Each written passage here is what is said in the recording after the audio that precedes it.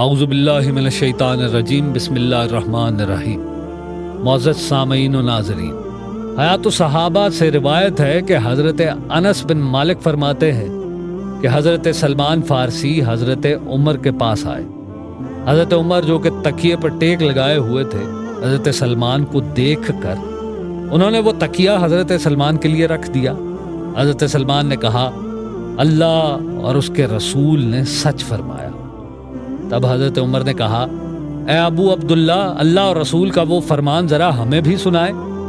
حضرت سلمان نے کہا کہ ایک مرتبہ میں حضور اکرم صلی اللہ علیہ وآلہ وسلم کی خدمت میں حاضر ہوا۔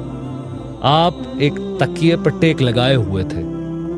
آپ نے وہ تکیہ میرے لیے رکھ دیا، پھر مجھ سے فرمایا، اے سلمان، جو مسلمان اپنے مسلمان بھائی کے پاس جاتا ہے اور وہ میزبان اس کے اکرام کے لیے تکیہ رکھ دیتا ہے تو خدا تعالیٰ اس کے لیے مغفرت ضرور فرما دیتے ہیں۔